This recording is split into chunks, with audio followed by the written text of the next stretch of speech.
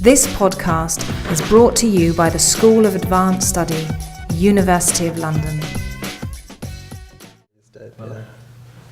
Okay, I must apologise, Mr. Chair, because I didn't see the actual brief until after I'd written things down. So a little bit like Peter, I just want to, I can reflect on some of these things, but just say this was my experience of watching him. I was there when he walked out of the jail. I was actually struggling to get up off the floor because the whole crowd had surged forward. Unlike John Battersby, I hadn't got access to the gate, and I didn't know that he'd actually come out and given the clenched fist salute, because I was just being swirled around in the crowd. It was only later that I saw that, but and then even later, I just saw what he was wearing. He was wearing a suit. He looked like a banker. He even had the little white handkerchief in the top pocket, but he was giving the clenched fist salute. And I think that is the image of a man dressed like a banker giving a clenched fist salute. I think was carefully chosen by him. He'd worked on it. We know that now. And it was quite an extraordinary image at that time. Anthony Sampson, who I knew quite well, just said he's not the man who I knew before he went to jail. He has changed completely, and I think I go along very much. I heard the name of Richard Stengel being slightly used in a slightly derogatory way. Well, he's a journalist like us, not an academic. But I liked his theory that Mandela spent that time in jail reconstituting himself, creating himself, thinking it through. How would he behave when he left? And the way he was a great actor and acted out various roles, he really thought through how he was going to handle all these situations he was going to have to perform. And dress was very important to that. As we've seen already, he was, before the trial, he was working out how should I dress as a chief or as a lawyer, or how should I dress? It was very, very important to him. And I remember Anthony Sampson telling me that in mid-interview, he was suddenly summoned away and he thought, oh, there's some great crisis happened. No, the trousers had arrived and they needed to be tested. He needed to be tried on. And he left the room and then came back. And actually, he was just trying on a new pair of trousers. But he interrupted an interview to do that. So I think that sort of creation element of Mandela is really quite important. And later on, those shirts where he turned up at the Buckingham Palace with one, and he danced he just picked up the Queen and got her to dance with him. I mean, that sort of thing. No one else in the world could have done that. And she always referred to him. He always called her Lisbeth. And when Grasser ticked him off and said, no, you must call her Your Majesty. Well, he said, well, she should call me Your Majesty because I'm also royalty. So not even with Queen Elizabeth was he prepared to be anything but himself. And we've heard a lot about the communist, whether he was a communist or not. And there's a little bit of me as a journalist who says, well, how many angels can dance on the head of a pin? But I do see that it is quite important. I think this is the plus side. They brought discipline to the movement. I once was leaked minutes of an ANC meeting in London. They were beautifully written, very clearly written, and I think they brought that. They brought arms, although they were pretty ineffective, as we know, and I think they also gave discipline to the trade union movement. So I think that was their contribution. The downside of it is that they talked in Marxist language, which made the ANC look like a communist organization. The anti-apartheid movement adopted that language, and thereby, I think, lost a great chunk of the liberals in Britain who were not leftist but liberals, and which is really Middle England. And the great Trevor Huddleston battled on with that, but when he had to read a speech, he sounded more like a trade unionist than a bishop. And I think that actually lost the anti-apartheid movement's support in the early years, though as it gradually gathered it again, but it always put people off, I think. And I think that was the downside. And of course, Thatcher herself could not bear it. She just couldn't stand it. She, of course, wanted Buthelezi to be the president, and he was always welcome at Downing Street. And later in life, I saw her. It was at de Klerk's book launch, and she turned up, and I thought, I'll just try and interview her. And I said, "What did you think of Mandela?" And she said, "I never met him." Now, I think I used to tell that story as a shock, that how could you meet Nelson Mandela and not remember? But I think later she was probably had the beginnings of the Alzheimer's that she died of. So I think we might be able to forgive her a little bit there. But it turned the whole, it took an enormous amount of pressure to get her to accept the ANC as the possible future leaders of South Africa. And then after Mandela was released and came to Cape Town, and again I was right underneath the balcony where he was speaking, and there was a great, we were there for something like 3 hours, and then the police started shooting people at the back of the crowd, and it got really dangerous. And that 3 hours was a mystery, because we knew that he'd been there for a long time, and it was this battle over the speech, and it was probably the worst speech he'd ever given, because it was just full of Marxist jargon, and not at all what Mandela wanted. But he eventually read it. But I think that if the Communist Party had any influence, I think that was their last bit of control over him. I don't know whether Joe Slovo or someone else drafted that, but it was certainly not Mandela who spoke, because after that he never spoke in that language again. But that was the I think that was a historic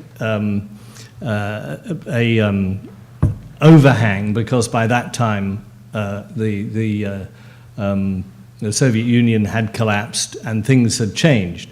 But we talk about the struggle in Southern Africa, but let's face it, the people who won that war, the big war, were the Cubans and the Angolans, supported by the Russians, and they fought it in Angola, and Angola suffered terribly for that. That's where the real fighting happened.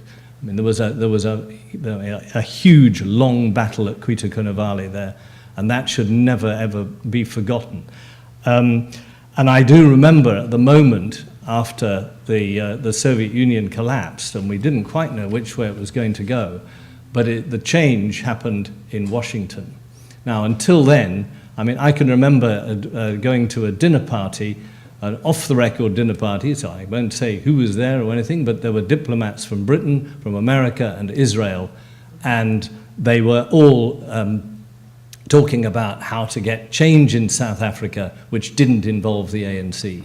How to marginalize them because they were seen as a Soviet thing. And I think what would be interesting, trying to work out, rather than work out whether Mandela was a communist or not, is just to work out how much Israel supplied South Africa, the last Nazi-inspired state on the planet, with chemical, nuclear, and biological weapons. And that's the one I think we want to nail.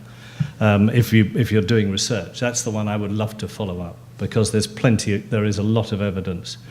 So that war in Angola, which I visited several times, that was where the real war was happening. And I do remember that moment when I went to the Pentagon and for a briefing, and they had a satellite picture, very grainy picture, not like the ones you get today. And it was just north of the border, of the Namibia-Angola border. And you could see a sort of construction site. And I said, what's that? And they said, They were deliberately showing it to me. They said, that's the Cubans building air bases, and they are south of Cuitacanaval. And I said, I remember saying, have you told the South Africans? And the answer was, they'll find out. And America changed sides. Up until then, they would have made sure those ships carrying those MiGs would never have got across the Atlantic. And now they were letting them come. They were letting the Cubans fight the war for South Africa. So I think all of that, I think, would be really interesting, really important research. Sorry, I've gone off a little bit off track here, but I do think that background is really, really important. After his release, I was in and out of South Africa. I wasn't based there, but as Africa editor for The Independent in London, obviously it was a big story. But I went back to for the election, and I think one of the most remarkable meetings I went to, and not many journalists went there, was when he went right into the heartland of KwaZulu to talk to a particular village, whose name I have forgotten, but it was quite a significant one. But this, if you remember, Buthelezi and his Inkatha movement had not come on board at this stage for the election. And around Durban and in parts of KwaZulu-Natal, there was open warfare going on. There was heavy fighting. And he decided to fly right into the heart of it, and make a speech on a football field. And they'd created this platform there, and I remember that the journalists all got onto the platform taking pictures of the crowd, and I was standing rather dreamily looking out across the crowd, and I turned around, and there was everyone else had got down off the platform, and I went to the edge, and coming up the steps, very narrow steps onto the platform, was Mandela. And I sort of turned around and stepped back and stood there, and he came to the top of the steps and he said, "Good afternoon, my name is Nelson Mandela." And I think for a man about to make probably the most difficult speech he would ever make is to beg Buthelezi and the Inkatha movement to take part in the election. And he did it very cleverly because he talked about the king a lot. He talked about and he said, well, I'm also royal, so I can address him, and he is my father, but I am also his father because I was his father's lawyer. So he played this card about royalty again, with trying to draw the Zulu king over. And I just thought, well, if there's any moment when he could be assassinated, this is it. And I think that's why the journalists were there. But it went down very well. Only later, years later, did I discover that on that flight in, one of the engines of the plane had caught fire, and he actually thought the plane was going to crash. They managed to land it on one. It was a twin-engine plane, and they managed to land it on one engine, the other one on fire, and had to get everybody out. That was about half an hour before he stepped up and made that extraordinary speech. And you would never have noticed anything. He didn't say anything, and as I say, it was only the other day that I learned about this. I think the other moment, which I think Knox has already referred to, was the 1998 Durban non-aligned meeting when the war in Congo had kicked off. They tried to meet the Museveni and Kagame, who had invaded Congo. This was their second time round. They'd invaded once already and installed Kabila, and Kabila had then thrown off their tutelage and managed to bring Angola and Zimbabwe into Angola to into Congo to protect him. And at one stage, there were 11 African armies fighting in Congo. But this was at the height of that. And they had decided, all the presidents met. I remember I was doorstepping the meeting, and Stan Mudengi, who was the Zimbabwean foreign minister, came out and said, Richard, have you got a phone number for Linda Chalker? I think we need a chair. And I thought this was a very depressing moment when, they obviously the meeting was going nowhere, but we need Mummy's hand to hold. And I thought that's an awful.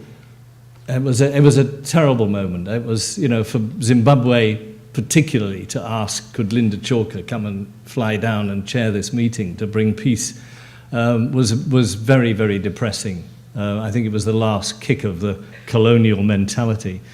But I'm not sure whether Mandela was part of that. He was not in that meeting. He'd sent Mbeki into that meeting, but it had clearly not gone well.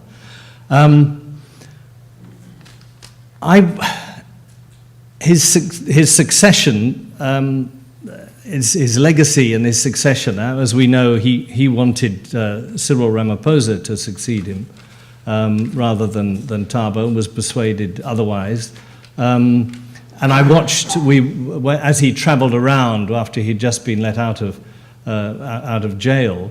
I followed him around several African capitals, and the journalists were all saying, who's carrying the bag today? Is it Thabo? Is it Cyril? Is it Chris Hani? Those were the three who were travelling with him. And in the end, it emerged, we felt at the end that Cyril was going to be his bag carrier. But apparently he was overruled on that. And I just wonder how things might have gone had Cyril become president to succeed him then. His legacy, well, for millions of people who are not African, it of course is a sort of sainthood, and I can't. It's difficult to argue against that. A man who'd been through so much and then achieved so much when he was released from jail, but I don't sense that integrity, that love of journalists has left any mark on the rest of Africa at all. And you look at the sort of dictators now who extend their term limits, will run again, they hang on to power where he left it. I just can't see at that level, at the political level, that he left a great legacy at all that people are listening to. Ordinary people you meet will talk about him endlessly. But at that political level, he seems to have made very little impact, at least to this generation. Even in the matter of timekeeping, which, if you remember, he was always very punctual. He even ticked off Thabo Mbeki for being late. And that is the pattern of most of the of African presidents today. And of course, the other lack of legacy is his own family, which, as we know, seems to be very bitterly divided. I can remember him also being once or twice in a really bad mood. It was one of the rock concerts at Wembley, and he agreed to a press conference, but there wasn't a microphone. And we were in a room about 15 feet long. I mean, he didn't need a microphone, but he wanted a microphone.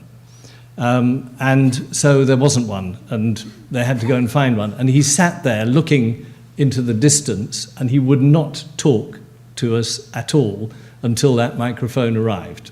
It was an extraordinary sort of rather almost petulant. Maybe he was just in a bad mood. I don't think he liked the music very much, but I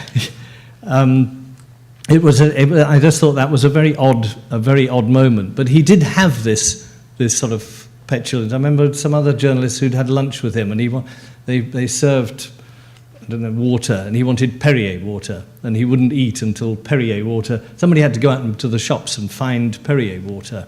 Then they were allowed to eat. It was an extraordinary. I just thought that was an extraordinary. He was very single-minded. He knew exactly what he wanted, but to be single-minded about Perrier water, I thought was a little bit strange. the relationship with Mugabe, I do have it on a very good authority from someone who was in the room when during that crisis in Congo they phoned up, and I entirely accept Knox's suggestion that relations did get better later on, but he did say to Aziz Bahad, please, I really do not want to talk to Comrade Mugabe again. Not today, please. Because I don't think they did get on that well. As I say, I think the legacy of Mandela will last many generations, but I don't feel that I think the worst thing is this sort of sainthood, and yet he was an extraordinary man, but that very sainthood almost insulates him from having a real impact. And I don't know if you can understand that. Oh, he was a saint, so it's like somebody who could never be repeated, never emulated, and so that. I just wonder what his long-term legacy, particularly in Africa, which is suffering a terrible deficit of leadership and governance at the moment. I'm not sure what his legacy will be there. Thank you.